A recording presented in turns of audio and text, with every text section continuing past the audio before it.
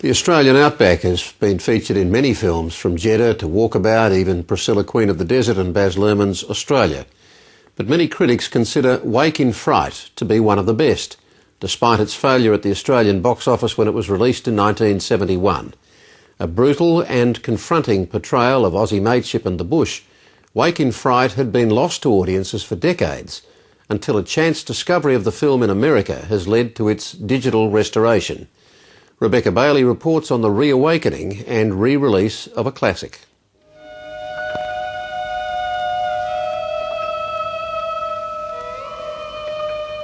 It's a classic Australian film which has achieved cult status, yet relatively few Australians have ever seen it.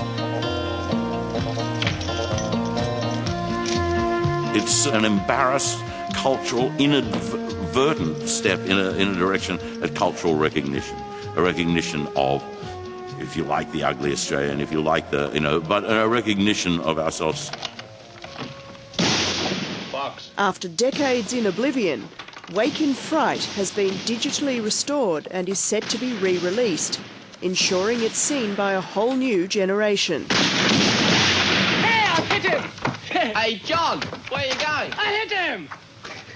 Once you've seen it, it stays with you forever. Mate, they're all mangy out here. It's actually a really powerful story. It was well produced at the time. It's got some amazing Australian outback scenes, but it's also grim, it's brutal, it's got a horrible aspect to it about the kind of the mean mateship of the outback.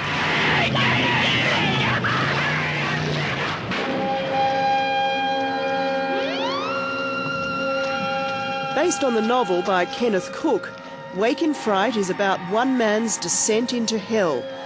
Played by English actor Gary Bond, John Grant arrives in a fictional outback town, a genteel schoolteacher, but leaves it corrupted and crazed.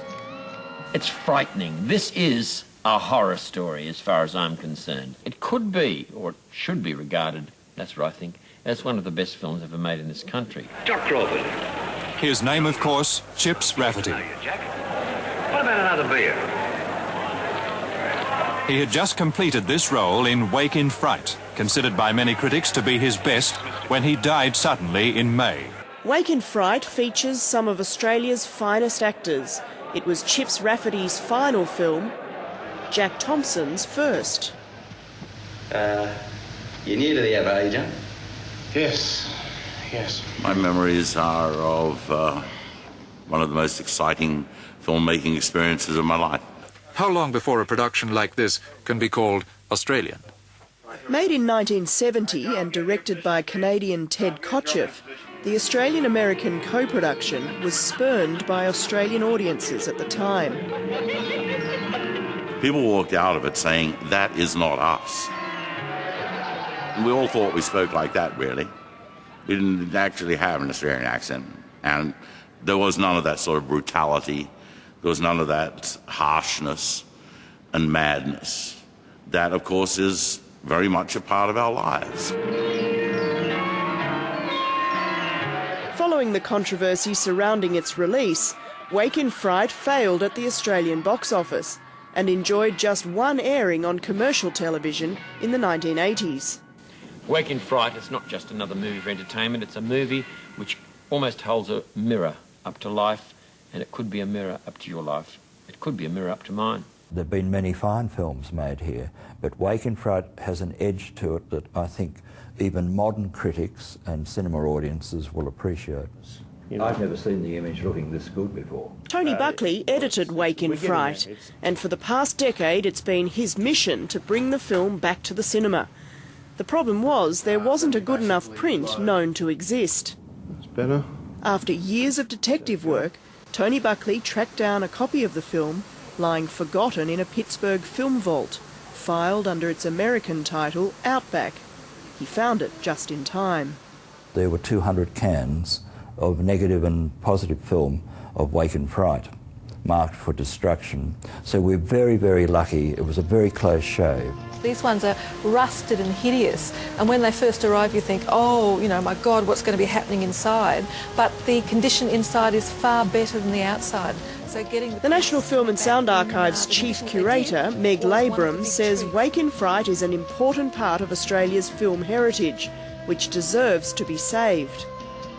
I'm going to be very interested to see how a 21st century Australian audience is going to respond, because I absolutely believe it's a good film, it's a good watchable film, and the story that it tells hasn't really dated that much. What it's lacking is the contrast. If you look at that, it's just completely flat, it's just lost it. There's just nothing left in the negative, whereas if you actually look at that, then you think, okay, well, wow, the contrast is there, the colour's there, and that the picture now has a bit of life to it. Anthos Simon from Deluxe Australia has had the painstaking job of restoring the film frame by frame. It's the first time this groundbreaking digital technology has been used to restore an Australian feature film. If the traditional path gives you, say, a 5 out of 10 result, digital is clearly a 10 out of 10. It's that much better. What's wrong with you, you bastard? Why don't you come and drink with me? I just brought you 50 mils late and dusting you won't drink with me. Look, what's wrong with you? What's the matter with you people, huh? You sponge on you, burn your house down, murder your wife, rape your child, that's all right. Don't have a drink with you, not have a flaming bloody drink with you, that's a criminal offence. For those who have brought Wake in Fright back from the brink, its cinema and DVD release later this year will mean the classic film is never lost on the scrap heap again. Now I can breathe a sigh of relief that it's in safe hands. When you see it, you do see one of the seminal films in the renaissance of an Australian film industry. You're mad, you bastard.